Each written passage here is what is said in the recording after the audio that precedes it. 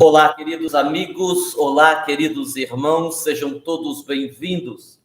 A você que acompanha o nosso canal, a você que acompanha o nosso trabalho, a você que está sempre junto com a gente aqui no nosso trabalho diário, nas nossas lives, nas nossas palestras, sejam todos muito bem-vindos. Uma vez mais, estamos aqui para podermos aprender juntos. Tem um provérbio chinês que diz que quem não sabe o que procura, não reconhece quando encontra. E aqui, nesse nosso momento, a gente poderia dizer o seguinte, que em termos evolutivos, que a gente possa sempre saber o que estamos procurando, para que quando nós encontrarmos as oportunidades de evolução, a gente saiba aproveitá-las, né? Para que a gente possa caminhar em passos firmes no rumo da nossa própria perfeição. Portanto, sejam todos muito bem-vindos. Eu gosto muito de uma análise dentro de uma perspectiva psicanalítica quando vamos falar do psiquismo. Existe uma expressão, né, uma síntese nesta perspectiva psicanalítica que fala do mapeamento psíquico. E quando a gente vai estudar o psiquismo, esse mapeamento psíquico, a gente aprende dentro da psicanálise que nós não podemos encarar o psiquismo de uma pessoa como um bloco uniforme. Não, não é assim que funciona. Ao contrário disso, a mente de qualquer pessoa comporta-se como se fosse um mapa mundi, que de tempos em tempos apresenta mudanças.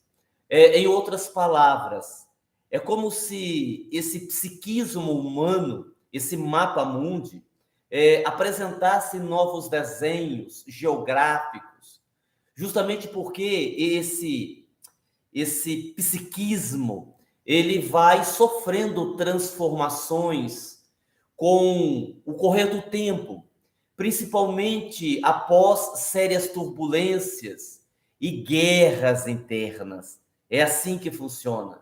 Existem ainda, se a gente fosse usar esta referência para falar do psiquismo humano, existem ainda os chamados pontos cardeais psíquicos, que apontam numa direção ou noutra direção, a presença de zonas pacíficas e outras turbulentas, superfícies planas e montanhas íngremes, regiões polares glaciais e equatoriais tórridas, assim por diante. Então, para podermos mapear o psiquismo, seria muito interessante que, num primeiro momento, conseguíssemos mapear o nosso próprio psiquismo, para que depois, de uma forma mais eficaz, conseguíssemos mapear o psiquismo alheio, no sentido de conseguirmos auxiliar. Eu gosto muito dessa visão, porque realmente é assim que acontece. As nossas emoções, os nossos sentimentos, as turbulências que nós vivemos no dia a dia vão alterando esse nosso psiquismo. Então, a gente precisa analisar a mente de uma forma muito cuidadosa. E hoje, nós vamos falar sobre vinculações patológicas. Vamos falar, por exemplo, sobre o vínculo tantalizante. E eu gostaria de começar a exposição, começar aí a nossa conversa, citando um pequeno trecho de um texto que está no livro Manual de Técnica Psicanalítica, de David Ziebelman, na página 333. E esse texto, talvez, ele resuma bem a nossa proposta de estudo nesta noite. Diz o autor do livro: quando o achei, me perdi. Quando o perdi, me achei. Para muitas pessoas, o grande dilema de sua vida amorosa é fazer justamente uma opção entre uma dessas duas sentenças: antes só do que mal acompanhado, ou antes mal acompanhado do que só. Quanto mais forte for a forma patológica de amar, mais prevalece a segunda alternativa, ou seja, antes mal acompanhado do que só. Então, esse pequeno trecho fala justamente do tema que nós vamos abordar neste momento. Se nós estamos falando de vinculações patológicas, obviamente estamos aí falando de relacionamentos tóxicos, relacionamentos que não fazem bem nem a um nem ao outro.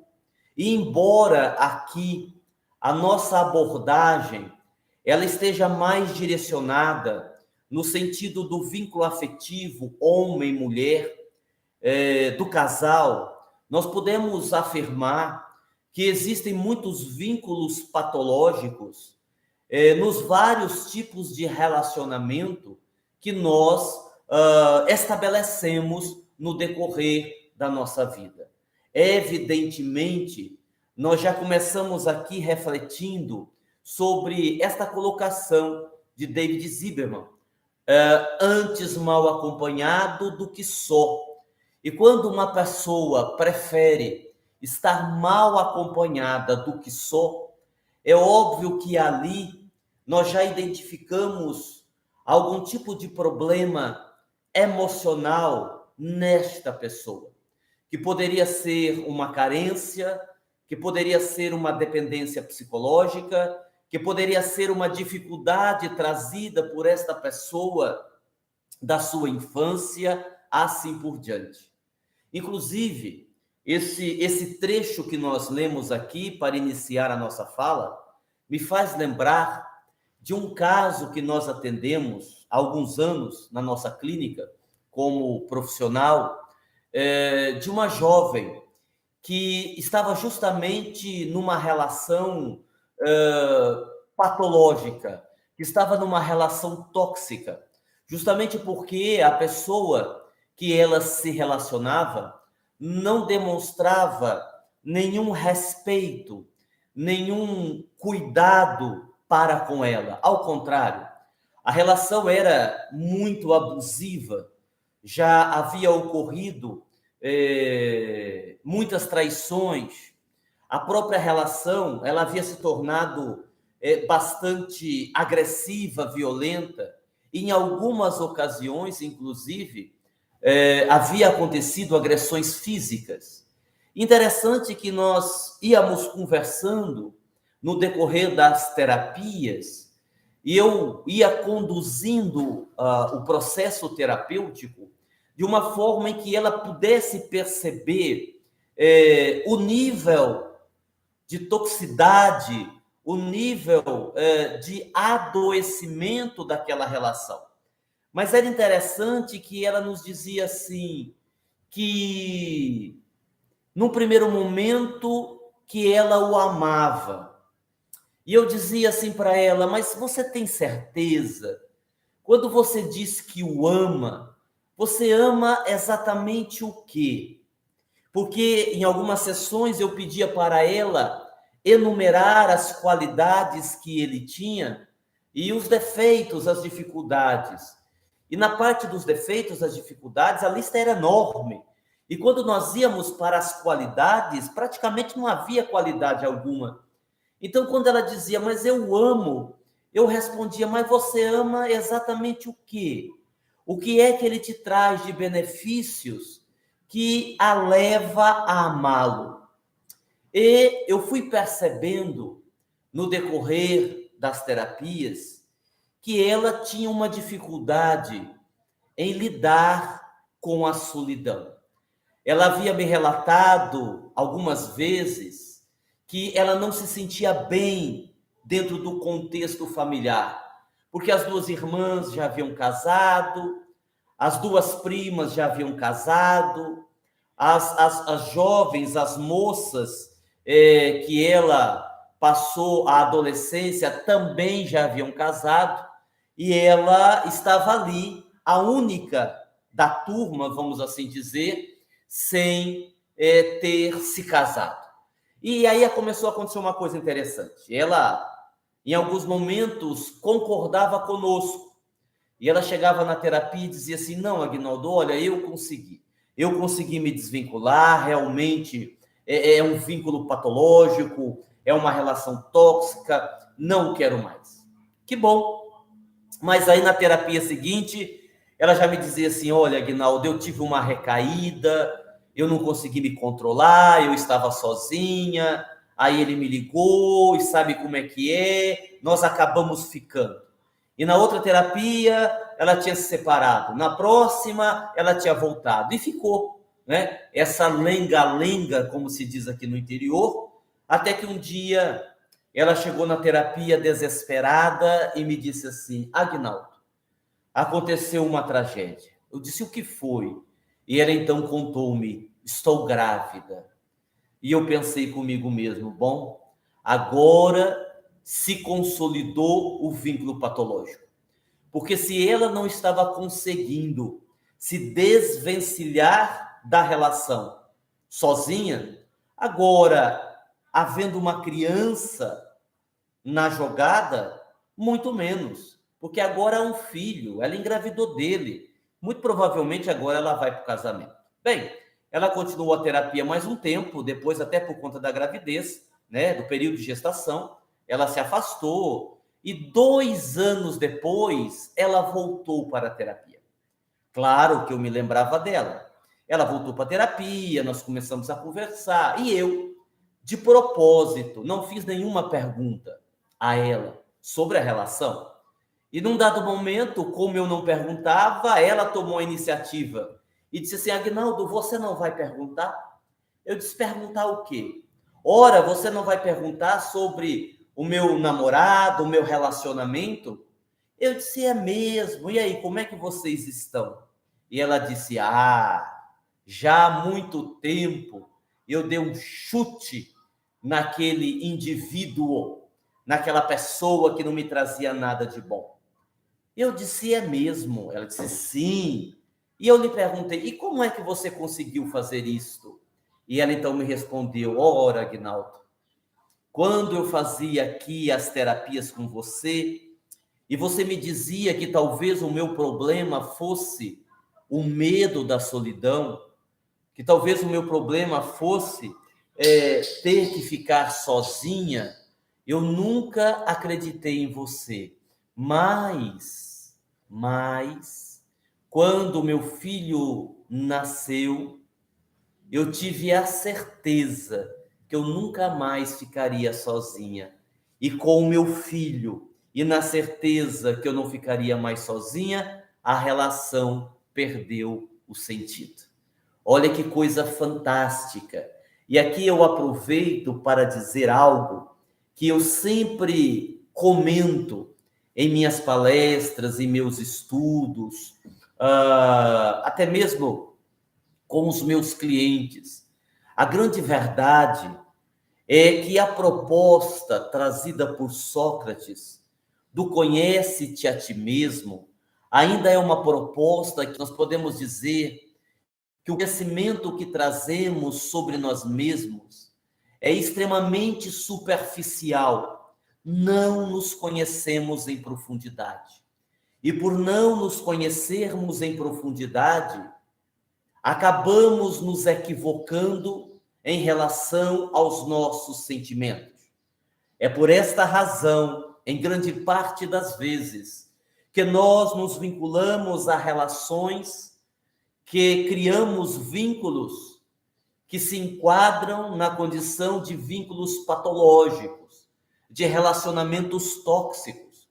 Porque onde acreditamos que há amor, e acreditamos porque não nos conhecemos profundamente, pode haver ali outras configurações, outras situações, outros sentimentos que estamos confundindo com o amor, justamente porque não nos conhecemos. Então você pode ter ali o medo da solidão, como era o caso desta jovem que nós citamos o exemplo. Você pode ter ali a carência, você pode ter ali a dependência psicológica, você pode ter ali a dependência financeira, inclusive, me desculpe, você pode ter ali as crenças trazidas dos pais, dos avós, né? Que são aquelas crenças limitantes.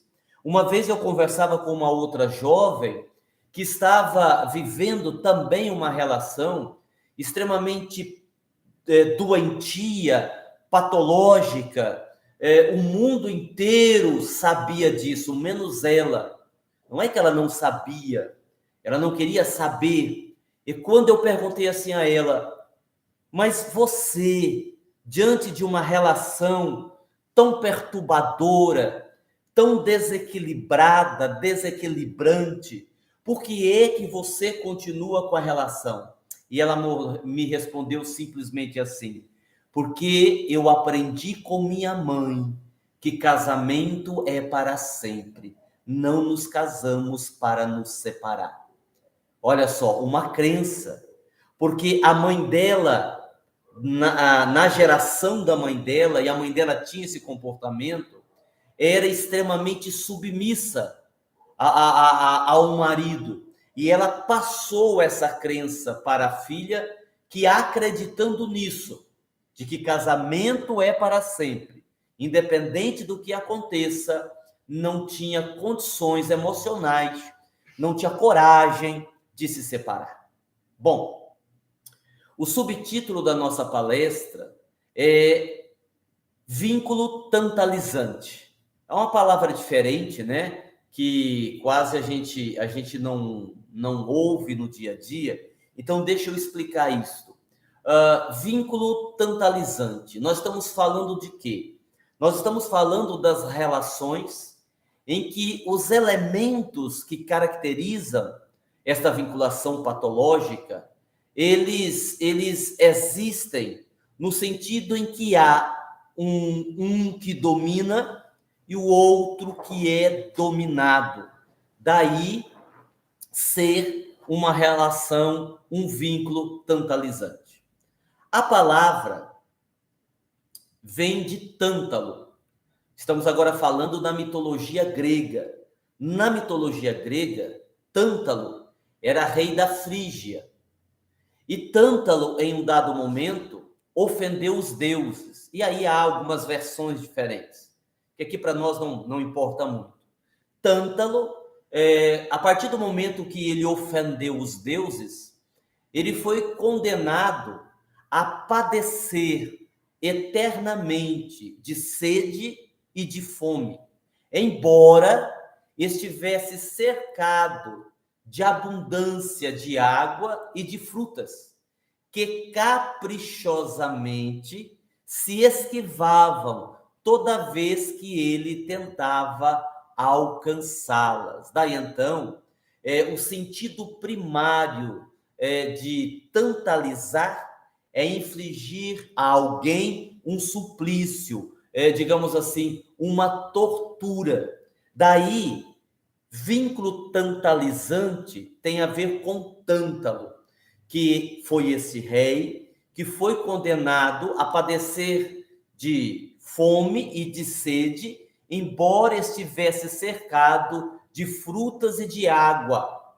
E quando ele ia tentar alcançar a água ou a fruta ou as frutas, elas se esquivavam, né? Então havia, olha que coisa interessante, né? E nós vamos entendendo a expressão tantalizante.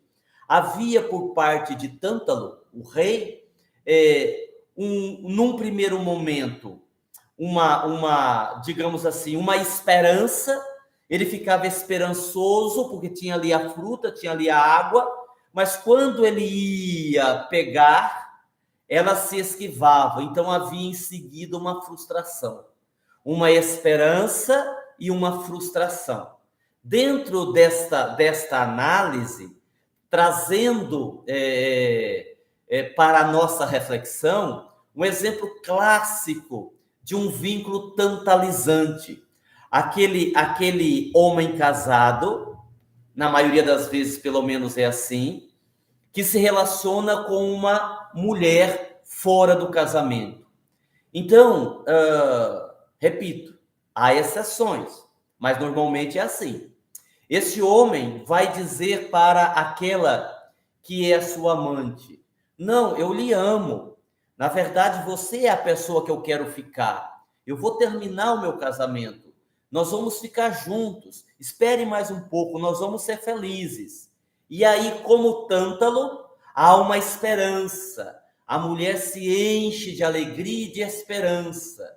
Mas logo em seguida, esse mesmo homem, na dificuldade de se libertar do seu casamento, ou porque não consegue, ou porque não quer, ele vai dizer assim à mulher: olha, eu prometi que ia ficar com você, e eu vou, mas você sabe como é que é, os meus filhos ainda são pequenos, eu não tenho condições financeiras de fazer isto, se eu me separar agora, a minha esposa, ela é um tanto que desequilibrada, vai criar um problema na minha vida, teremos que esperar. E aí então a mulher entra numa frustração. Ela fica esperançosa quando ele diz que vai se separar, e em seguida tem a frustração e a decepção porque ele diz que não vai. Está aí um exemplo de um vínculo tantalizante, como o Tântalo, que tinha a expectativa de se alimentar e em seguida ficava frustrado porque ele não conseguia nem pegar a fruta, nem fazer uso da água que estava ali. A gente tem também, que poderíamos aqui colocar um outro exemplo, aquele homem que usufrui do prazer sexual. E aí esse homem não precisa nem ser casado, mas, e olha, eu estou aqui usando homem e mulher e colocando aí, digamos assim, o papel de vilão, entre aspas, porque não é vilão, né? São as dificuldades de cada um, o homem.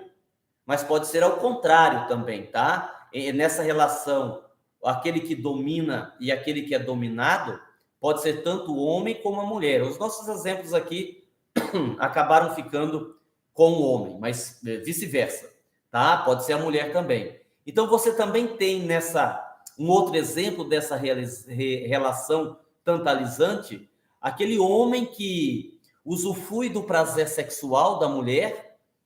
Esse é o único objetivo dele, né?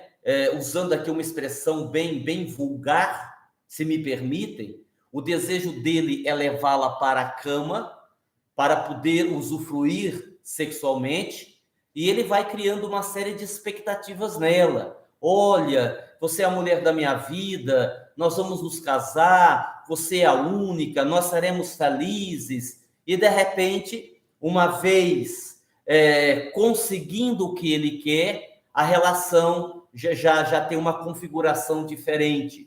A relação não é mais daquela forma. Daí, essas mulheres, né, elas vão, de uma certa forma, cronificando a sua condição de excluída.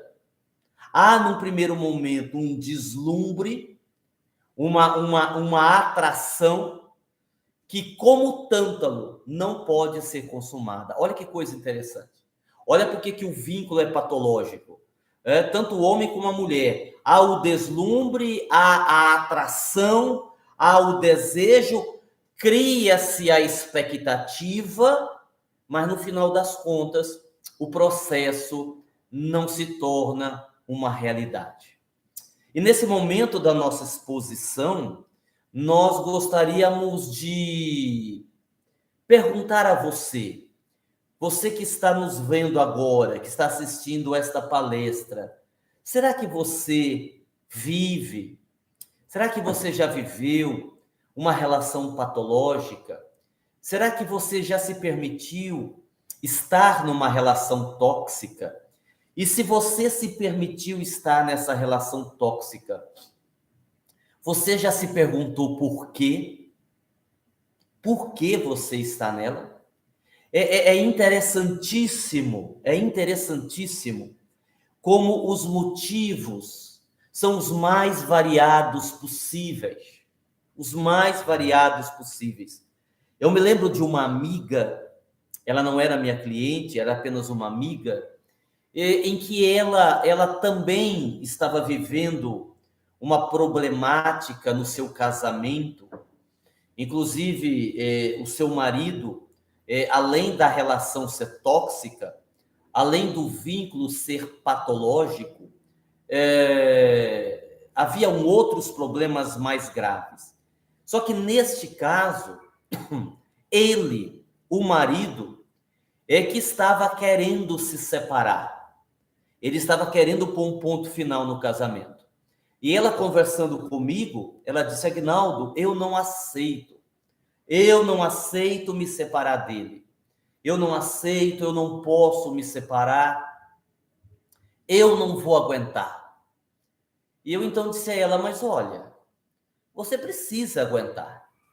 Até porque nós sabemos que ninguém é dono de ninguém. E que as relações podem terminar, né? Nesta vida nós não somos nada, nem não somos dono nem de ninguém, nem de coisa alguma. Ela disse: não, eu não posso, eu não aguentaria, olha só o que ela disse. Eu não aguentaria uma nova rejeição. E eu perguntei: como assim uma nova rejeição? E aí ela foi fazer referência à rejeição que ela sofreu por parte do pai. O pai havia a rejeitado como filha. O pai havia abandonado a família. Então ela, nesta relação com o pai, se sentia rejeitada. Então, na verdade, nesse exemplo que eu estou dando, por que é que ela não queria o final do casamento? Não é porque ela o amava, não é porque ela queria conservar a instituição da família, é porque ela, na cabeça dela, não daria conta de ter que lidar com uma nova rejeição. Ora, por quê? Porque a própria rejeição que ela sofreu em relação ao pai, ela ainda não tinha superado. Aquilo não estava ainda bem resolvido dentro dela. E isso é algo que a gente precisa refletir. Tudo aquilo que não está bem resolvido dentro de nós poderemos projetar para novas relações, novos relacionamentos. Podemos fazer esta transferência.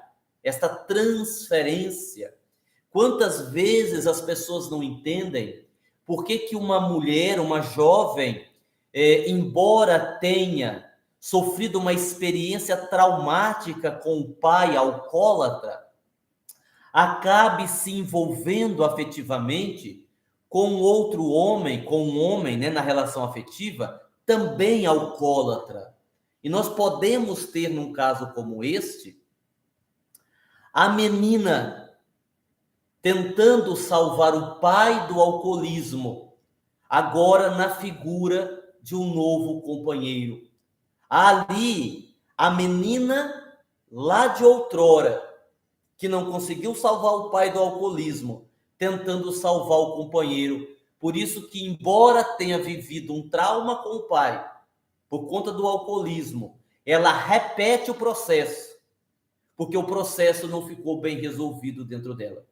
E aí, nesses vários exemplos que nós temos, a gente tem aqueles casais, né, exemplos que eu estou falando de relações patológicas, aqueles casais que vivem se separando e voltando, se separando e voltando, fazendo lembrar aquela música Entre Tapas e Beijos. E aí você tem as relações com os ciúmes neuróticos, você tem aquelas relações onde uma das partes acaba idealizando o companheiro, acaba idealizando. Quantas e quantas pessoas trazem aquela imagem da família perfeita, e aí ela vai criando aquela ideia assim: não, mas se for a mulher, ele vai mudar, não, ele vai parar de beber, quando a gente casar, ele vai ser um marido maravilhoso, não, ele é assim agora, mas ele vai ser diferente. Ela está idealizando, ela está ali fantasiando, Não há nenhuma garantia de que aquilo vai acontecer, ao contrário, provavelmente aquilo não vai acontecer, né? Então, nós também podemos nos referir às relações patológicas, aos vínculos patológicos, aquelas relações em que os vínculos são mantidos por outros interesses ou por outros sentimentos, assim por diante. A gente, ao longo do tempo, vai percebendo o quê? Vai percebendo que as pessoas têm, e agora eu vou repetir o que eu disse agora há pouco, as pessoas têm uma grande dificuldade em lidar com as emoções, em lidar com os sentimentos, em entender a si mesmas. Outro dia sexta-feira passada, nós fazíamos uma palestra no Caminho de Damasco, na nossa instituição, onde nós falávamos da importância de uma terapia para nos ajudar, que seja a figura do psicólogo, do psicanalista, do psicoterapeuta, que sejam as terapias alternativas, enfim. Aí cada qual vai escolher a terapia que mais lhe compraz, mas a importância desse processo. Imagine quando a gente estuda, por exemplo, as constelações familiares, né? A constelação familiar, que é também um tratamento excepcional para nos ajudar nesses processos de relações, de relacionamentos. A gente vai aprendendo a importância dos papéis, a importância da hierarquia dentro do contexto familiar. Eu me lembro, e aqui eu vou me lembrando de alguns exemplos, que obviamente, eu estou aqui citando com a devida autorização das pessoas que me trouxeram esses problemas, de amigos ou até mesmo de clientes, casos já antigos, que não há nenhum inconveniente de eu citar, mesmo porque nós não estamos aqui citando o nome de ninguém. Eu me lembro de uma outra amiga, muito amiga, da cidade de São Paulo. Eu me lembrei deste caso porque, à época, isso há uns 2 anos atrás, quando nós a ajudamos a resolver o problema, ela mesma me disse: olha, Aguinaldo, eu te dou autorização, eu até gostaria que você contasse o meu caso nas palestras, porque eu acho que vai ajudar muita gente. E nós tivemos, no caso dela, um típico caso de uma inversão ou uma troca de papéis, porque ela havia me narrado uma certa dificuldade que ela estava tendo no campo sexual, na relação com o marido, onde ela não tinha nenhum tipo de prazer, absolutamente nada, nada. Ela tinha relação sexual, mais para cumprir a sua função de esposa do que propriamente outra coisa. Engraçado que, como ela era de São Paulo, capital, a gente só conversava quando eu ia para São Paulo fazer as palestras, né? Então, digamos assim, a gente fazia uma sessão cada mês, cada 2 meses, a gente ia trocando ideias, assim por diante. E o interessante, o que complicava mais a história, é que ela dizia que o casamento era maravilhoso, que o casamento era fantástico, o marido era maravilhoso, a relação era ótima, não tinha brigas, não tinha discussões, não tinha traições, a relação fluía maravilhosamente bem. E eu então disse assim para ela, na dificuldade de tentar entender o caso, né, para poder ajudá-la. E houve um momento que eu disse assim a ela: mas me diga uma coisa, me fale mais sobre o seu marido. Ele é tão bom assim?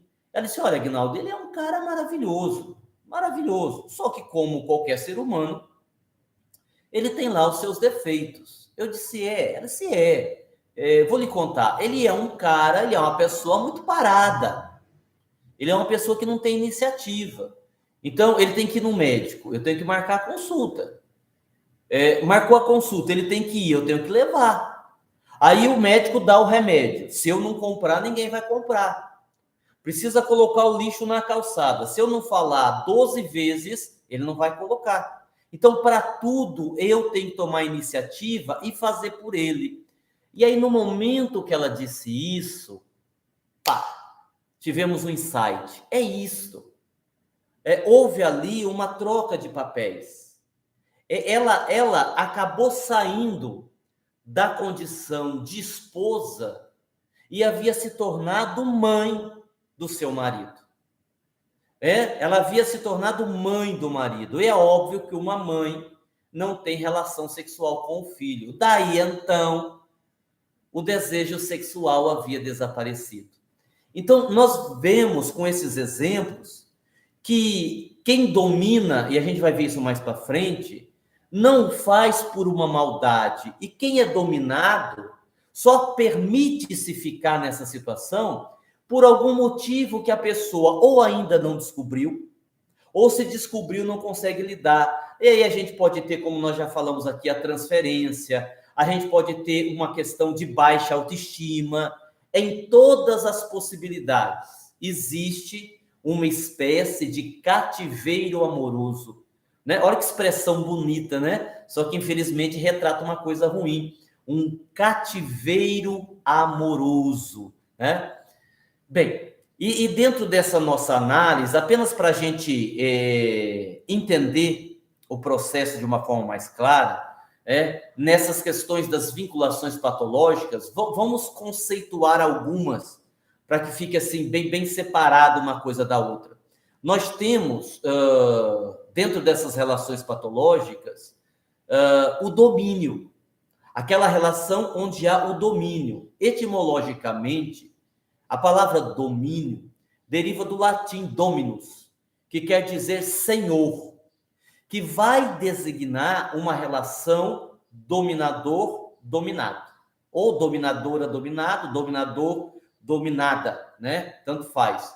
Onde a primeira, quem domina, exerce uma apropriação, digamos assim, quase sempre indébita, através de uma desapropriação dos bens afetivos. Olha que coisa interessante. Olha que coisa interessante. Quem domina exerce uma apropriação indébita através de uma desapropriação dos bens afetivos. Em outras palavras, uma violência à liberdade do outro, né? E aí a gente viu, é claro que, vamos aqui explicar. Eu vou dar aqui um exemplo, e nem sempre esse exemplo é o que é. Como é que o outro domina a pessoa? A gente já viu num carnaval aí, de anos atrás, uma mulher com uma coleira com o nome do marido, né? Eu não vou aqui citar nomes, esse carnaval aconteceu há muitos anos, aquilo na época gerou muita polêmica, e você ali pode ter, porque aí depende da relação de cada um, né? Quando nós fazemos uma coisa, a gente tem que avaliar o que é que está por detrás desta coisa, qual era a intenção, como aquilo está sendo vivido pelo casal. Então, a gente não pode dizer que todos os casos representem uma relação de domínio. Mas é que eu me lembrei agora desse exemplo daquela mulher que usava uma coleira com o nome do marido. E ali a gente pode entender que havia uma relação de domínio. Ou aquele marido que diz assim, olha, com esta saia comigo você não vai sair. Você vai colocar uma outra saia, porque essa está muito curta. Tem ali um domínio, tá? E dentro dessa perspectiva, conduzindo a nossa fala, trazendo um pouco da psicanálise, nós não podemos esquecer, e eu gostaria aqui de fazer duas observações. Primeira, existe sempre uma contrapartida daquele que é dominado. Quem é dominado nesta relação não é simplesmente uma vítima. Não é simplesmente uma vítima. Tudo bem, ela pode até não conseguir entender ou avaliar o que a colocou nessa situação, que são aqueles exemplos que eu citei ainda há pouco. Mas existe ali uma troca, existe ali alguma espécie de ganho, existe ali alguma emoção mal resolvida por parte de quem é dominado para se manter nessa relação. E o próprio sujeito, que é o dominador, aquele que domina, ali naquele sujeito pode existir a presença do medo. Medo, Aguinaldo? Às vezes quem está dominando, ele tem medo. Ele tem medo do quê? Ele tem medo do desamparo. É aquela criancinha que se agarrava na saia da mãe, mantendo um domínio absoluto sobre ela. Quantas vezes na infância nós passamos por esta situação? Como crianças, com medo do desamparo, agarramos da saia da nossa mãe, com aquela certeza, ela é minha, domínio. E essa criança não cresceu, e esse dominador é aquela criança, né, querendo estabelecer o seu domínio. Quando você tem, para dar um outro exemplo, uma pessoa agressiva, que tudo ela usa da violência, ela pode esconder ali grandes fragilidades. E aquela agressividade é uma máscara para que ela não tenha que lidar com as suas fragilidades. Assim também, às vezes, a gente vê os vícios. Há pessoas que são viciadas em sexo, viciadas em álcool, viciadas em droga, viciadas até mesmo em trabalho. E aí a gente fica se perguntando assim, o que é que será que essa pessoa está escondendo? O vício pode ser o resultado de algo mais profundo que aquela pessoa ainda não consegue lidar. Dentro dessa conceituação que estamos fazendo, nós temos uma outra situação, né?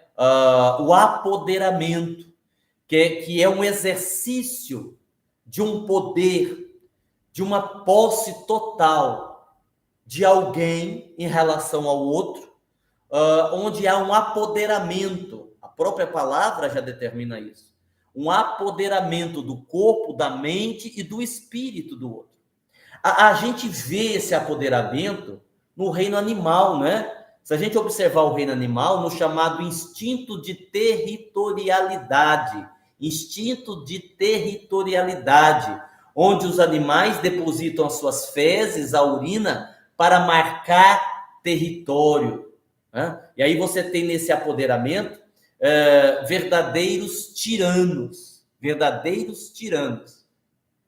Dentro desta perspectiva, há digamos assim, uma configuração clássica de equação. Uma configuração clássica na seguinte equação.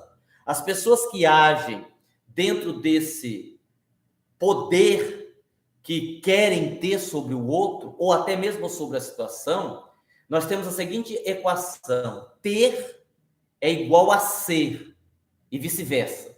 De modo que a melhor forma, olha só, a melhor forma de ter aquilo ou aquele de que se necessita e deseja de possuir é através do poder, desse apoderamento. E a gente vê muito isso entre os políticos, né? Essa necessidade de poder. Muitas vezes você vê um político tendo atitudes vergonhosas de corrupção e tudo mais, não para terem dinheiro, porque geralmente já são políticos muito ricos, mas para se manterem no poder. Aí tem tem um trecho do mesmo livro que eu citei no início, só que agora na página 336, onde o autor diz assim, ele resume isso que nós estamos falando, dizendo assim: assim, há evidências que os grandes tiranos da história, olha só, deixa eu abrir um parênteses aqui, como a psicanálise ajuda a nos entender muito dos nossos comportamentos. Continuando. Assim, há evidências que os grandes tiranos da história foram crianças excessivamente carentes, muito precocemente, de modo que a posse garantida pelo poder é vivenciada como sendo uma espécie de seguro contra o desamparo que está ligado à dependência e às separações. Que fantástico isso! Fica muito claro isso. Eu vou repetir, permitam-me. Eu vou ler de novo o trecho, página 336, do livro já citado. Assim, há evidências que os grandes tiranos da história foram crianças excessivamente carentes, muito precocemente, de modo que a posse garantida pelo poder é vivenciada como sendo uma espécie de seguro contra o desamparo que está ligado à dependência e às separações. Em outras palavras, quando o sujeito sente que não tem autoridade para se fazer respeitar, admirar ou ser obedecido, ele substitui essa lacuna pelo autoritarismo, né? Que vem lá da infância, normalmente é assim, que vem lá da infância, onde ele tem essa necessidade por medo do desamparo. E aí, para as pessoas que têm esse perfil, a gente vai ver a característica da intrusão, da ânsia de expansão e da apropriação daquilo que pertence ao seu rival. Nós ainda temos a sedução. Falamos do domínio, falamos do apoderamento. A sedução, ela tem a ver com Dom Juan. A sedução em geral, o sedutor, melhor dizendo, em geral, é aquele que seduz e abandona. Ou até pode permanecer por um tempo, e se permanecer, vai adoecer a vítima. É como se ele encantasse o seduzido, provocando um desdobramento. E a vítima, que não é vítima, projeta nele as suas ânsias. É como se o sedutor alimentasse o ego da pessoa seduzida. Entenderam? Porque é uma relação em que os dois precisam aprender? Os dois estão, de certa forma, adoecidos sob o ponto de vista emocional. É claro que, repetindo, nós vamos encontrar aí várias possibilidades, nós vamos encontrar aí várias situações diferentes, mas a linha de raciocínio é esta. Bom, feito essas explicações, algumas explicações técnicas, mas nós precisávamos fazer, vamos aqui para algumas reflexões finais. Primeira reflexão. Nessas relações, o que eu já disse, mas eu quero aqui enfatizar, nessas relações patológicas, nesses vínculos patológicos, existe uma cumplicidade inconsciente de ambos. É como se um fosse espelho do outro. Usando uma outra expressão, às vezes você tem o sombrio de um que se apaixona pelo sombrio do outro. E essa relação parece uma relação de amor, mas é uma relação de sombrios.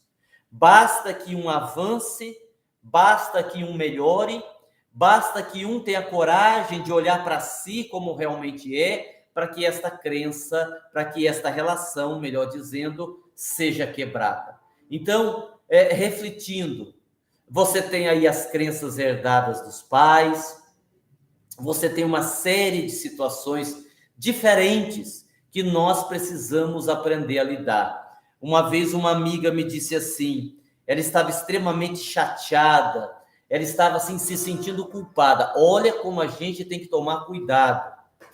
A gente tem que tomar cuidado. Nós não podemos esquecer que as outras pessoas, elas vão dar as suas opiniões, elas vão se posicionar de acordo com as experiências que elas têm ou que elas tiveram. Então, nós temos que tomar muito cuidado com isso, para que as experiências das outras pessoas não nos afetem de forma negativa. E esta jovem que necessitou separar-se do marido, e a separação já estava dentro da programação, Foi uma separação tranquila, porque o marido também já havia chegado à conclusão que a relação não poderia prosseguir, mas ela foi assim, ela foi triturada pela mãe, porque quando ela contou para a mãe que havia se separado, que agora estava solteira de novo, a mãe falou um monte de coisas. A criticou, disse que ela era culpada da separação, que ela jamais deveria ter feito isso, que o que as pessoas iriam pensar, que, nossa, acabou com ela, literalmente acabou com ela. E quando ela veio conversar comigo, ela estava emocionalmente destruída, não por conta da separação, que era algo que ia acontecer mais cedo ou mais tarde, mas pelo posicionamento da mãe. E aí eu disse assim a ela: olha como você está cometendo um erro gravíssimo. Diga para mim, perguntei a ela, como é a relação da sua mãe com seu pai? Ela me disse assim: Agnaldo, a minha mãe, ela é submissa. Ela sempre foi. Lá em casa, eu, meus irmãos, sempre soubemos das amantes do meu pai, sempre presenciamos os seus desmandos, a sua violência. E sua mãe? Sempre submissa. Sempre submissa. Eu digo, então, no conceito da sua mãe, uma mulher que não conseguiu se libertar da submissão, o que você fez é a coisa mais errada do mundo. Porque dentro da concepção dela, dessa falta, dessa ausência de autoconhecimento em relação ao seu mundo interior, você deveria ser como ela, submissa, para manter o seu casamento. O que não vai funcionar, porque existe nesses casos, pegando aí a palavra denegrir, um autodenegrimento, né? A mulher, ou mesmo se for o homem, vai se denegrindo, né? E isso, e aí alguém pode perguntar, mas por que isso acontece, Aguinaldo? Onde é que está a causa disso tudo? Bom, a gente vem dizendo, eu recomendo aqui um estudo, por exemplo, do desenvolvimento psicossexual das crianças, que foi trazido por Freud. Quando a gente estuda as fases que as crianças atravessam, a gente pode entender muita coisa. A segunda reflexão que eu queria fazer: tomemos cuidado com as chantagens emocionais. Tomemos muito cuidado com as chantagens emocionais. Outro dia eu dizia para uma pessoa assim, né, que estava vivendo um problema com os pais, um problema muito sério. Eu dizia assim a ela: olha, cuidado, porque todo filho, toda filha deve gratidão aos pais. Disso nós não podemos abrir mão. Quando nós cuidamos dos nossos pais na velhice, nós nada mais, nada menos, nós nada mais, nada menos cumprimos com uma obrigação.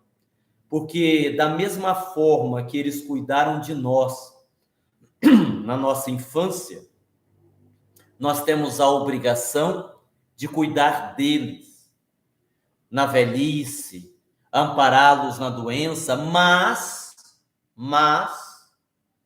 os filhos não podem se tornar pais dos seus pais. De novo, a inversão de valores.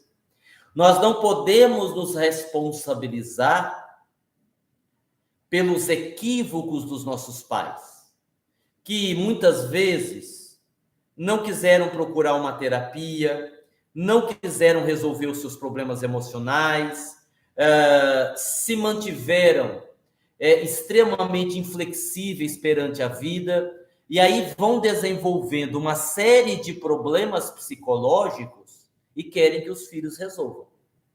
Então a gente tem que aprender a separar isso.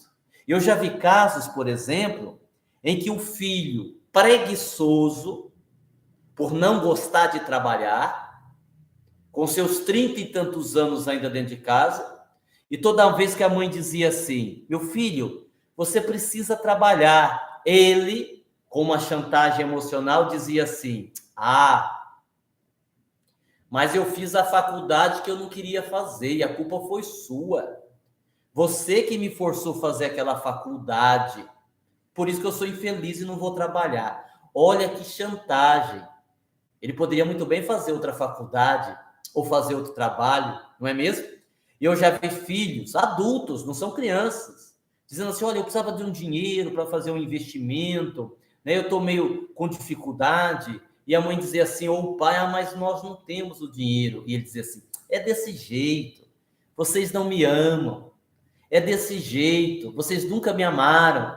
Se fosse meu irmão pedindo, vocês davam, né? Então, é interessante como a gente usa da chantagem emocional para tentar dominar. Olha, a chantagem emocional é uma forma de domínio, é patológico. Você já viu aquela situação assim? Pega aí um namorado e a namorada. Aí tem uma festa para ir, um aniversário. E o namorado, sei lá, tá com catapora, tá com suspeita de Covid, não pode ir, né? Mas ele quer manter o domínio sobre a namorada, que vai ir na festa. Ela não tem culpa, né? Se for Covid, se bem que for Covid, ela também não pode ir, né? Então, Covid não serve. Sei lá, ele tá em casa, impossibilitado de ir para a festa. E aí ele quer ter um domínio sobre ela. E ele sabe que se disser assim, não, eu não vou, você também não vai. Ela não é do tipo uma namorada submissa. Então, o que ele vai fazer? Ela diz assim, meu bem, você tá aí acamado, não pode ir, mas eu vou, tá? Eu vou sozinha, tudo bem, né? Aí diz assim, claro, meu bem, lógico, você pode ir sozinha, não tem problema algum. Eu vou ficar aqui sozinho, tô me sentindo abandonado, né? Você vai estar lá se divertindo, eu vou estar aqui nessa cama. Não sei. Você pode ir, mas talvez se você me amasse um pouquinho mais, você ficaria comigo. Não, não, mas tudo bem, pode ir. Ó, chantagem feita, a namorada cai na armadilha, não vai na festa e fica com ele. Tá? Cuidado. Mais uma reflexão. Às vezes, nessas situações, nós precisamos aprender a desarrumar a nossa vida para arrumá-la. Eu tratei de um caso de uma pessoa que tinha um problema com a procrastinação, zona de conforto. E nos nossos debates, nas nossas conversas, sabe o que nós descobrimos? Que ele era uma pessoa que não gostava de desarrumar a vida emocional. Ele era uma pessoa assim, muito pragmática, tudo certinho, tudo no seu lugar. Então, ele para sair da zona de conforto, para vencer a procrastinação, ele teria que, claro, como todos nós, vencer aquela situação. A gente sabe que toda mudança, ela gera uma certa instabilidade emocional. E ele, por não querer lidar com a instabilidade emocional, por não querer desarrumar a vida emocional, ele ia ir para o caminho da procrastinação, tá certo? E como aqui estou terminando já as reflexões, no caso daquele que é dominado, você que está numa relação patológica, sugestão para você, abra novos espaços na sua vida, não fique preso apenas à relação afetiva. Relação afetiva não é tudo. Relação afetiva é uma parte da sua vida, existem outros aspectos. Se dedique ao seu profissional, avalie os seus valores, esteja atenta às suas idealizações, ok? E se eu fosse aqui dar mais uma sugestão, uma coisa assim que a gente vive dizendo, quando falamos da autoestima, ame-se um pouco mais, para não se permitir viver nessas relações tóxicas, porque quando a gente se ama, a gente aprende a dizer não quando necessário, a gente entende que não pode salvar o outro se ele não quiser. Quantas e quantas relações tóxicas, porque um está querendo salvar o outro, não vai dar certo. Quando a gente se ama, a gente aprende que a pessoa mais importante para a gente é a gente mesmo. Quando a gente se ama, a gente aprende, sobretudo, que não existem príncipes encantados, nem princesas. Todos nós temos os nossos defeitos, tá certo? E por último, como última reflexão, lembre-se de uma coisa, todos nós vamos viver a nossa experiência. Cuidado com as referências que você usa, tá? Ah, porque fulano também faz isso. Não, porque Beltrano, uma pessoa que eu admiro, ele abriu uma concessão para ele mesmo. Cuidado, cuidado. Porque, fazendo aqui uma brincadeira, se a gente fosse viver de exemplos dos outros como referência para viver a nossa vida, a gente estava meio complicado. Porque, a gente vem de uma geração, para quem aí tem mais de 40, a gente vem de uma geração em que o Tarzan andava nu, a Branca de Neve morava com 7 homens, o Pinóquio mentia pra caramba, o Batman dirigia 320 km por hora, o Cascão não tomava banho, o Mickey nunca casou com a Minnie e o tio Patinhas sempre foi pão duro. Então, se a gente for usar estas referências para dar uma direção na nossa vida, a gente tem aí péssimos exemplos. Então, assim, não vá por este caminho, não, tá? Se você vai se espelhar nos exemplos, se espelhe nos bons exemplos, tá certo?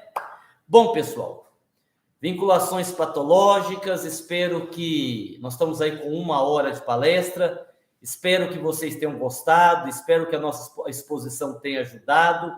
Eu desejo a todos muita paz, eu desejo a todos muita alegria, muita felicidade, e até a próxima, até o nosso próximo encontro. Lembrando que nós estamos próximos aí do nosso IMPAMED, entre lá nas nossas redes sociais, nós já temos a divulgação, já temos o horário das palestras, as datas, 12, 13 e 14 de novembro, teremos Lindomar Coutinho, teremos André Siqueira, teremos Ileana Matos, teremos Jacomelo, teremos a banda Bênção de Paz, vale a pena, pesquisem lá, tá bom?